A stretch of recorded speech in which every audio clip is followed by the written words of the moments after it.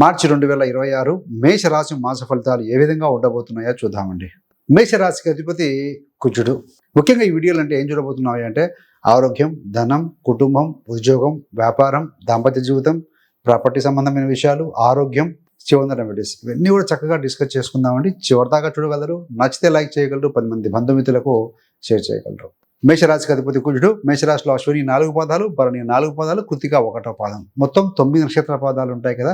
So వీరందరికీ కూడా ఏ విధంగా ఉండబోతుందో చూద్దామండి. ఈ మాసంలో ఏంటంటే మేజర్గా గ్రహస్థితిలో మార్పు ఏంటంటే గురుగ్రహం, మీకు భాగ్యాధిపతి వ్యయాధిపతి నుండి గురుగ్రహం మార్చి 11 నుండి వక్రగతిని వదులుతున్నారండి. అంటే అదృష్టానికి సంబంధించిన గ్రహం గురుడు, ఆయన వక్రగతి వదిలి వెళ్తూ ముందుకు ఫార్వర్డ్ మోషన్లో ముందుకు వెళ్ళబోతున్నారు. కాబట్టి 10వ తారీఖు తర్వాత నుండి గురుబలం పెరుగుతుంది, లక్ అనేది కూడా పెరుగుతుంది, పనులు వేగవంతం అవుతాయని చెప్పాలి. మరి శుక్రుడేమో మార్చి 2వ తారీఖు నుండి 26వ తారీఖు వరకు కూడా తన ఉచ్చక్షేత్రమైనటువంటి మీనరాశిలో స్థితి పొంది ఉంటారు.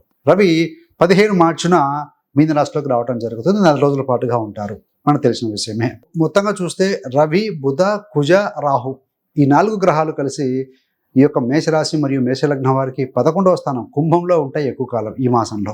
సో ఇది ఒక శక్తివంతమైన సంయోగం అని చెప్పాలండి. మరి ఇలాంటి యోగం మేషరాశి వారి లైఫ్లో ఎలాంటి ప్రభావం చూపిస్తుందో వివరంగా చూద్దాం. మొదటిగా ఆరోగ్యం గురించి చూద్దామండి. హెల్త్ ఈజ్ వెల్త్ కదా. సాధారణంగా మేషరాశి వారు ఏంటంటే చాలా ఎనర్జెటిక్గా ఉంటారు, శక్తివంతులు, వాళ్ళు యాక్టివ్గా ఉంటారు. ఎందుకు? మేషానికి అధిపతి కుజుడు. కుజుడు అంటే ఎనర్జీ, శక్తి.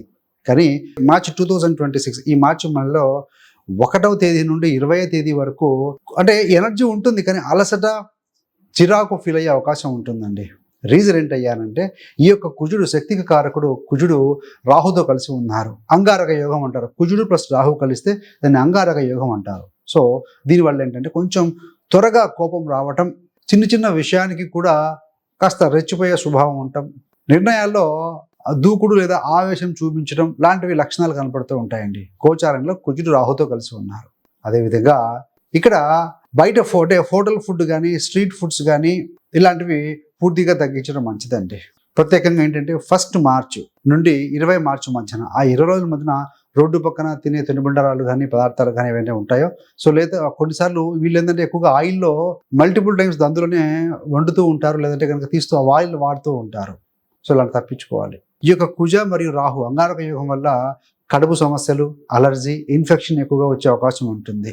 మరి యువత వీరి విషయానికి వచ్చే వరకు ఇలాంటి కుజరాహుల సంయోగం ఉన్నప్పుడు ఏంటంటే వాహనాలు వేగంగా నడపాలని మనసు అనిపిస్తూ ఉంటుంది, కానీ కొన్నిసార్లు అదే దురదృష్టానికి కారణం అయ్యే అవకాశం ఉంటుంది. కాబట్టి వెహికల్స్లో జర్నీ చేసేటప్పుడు మీరు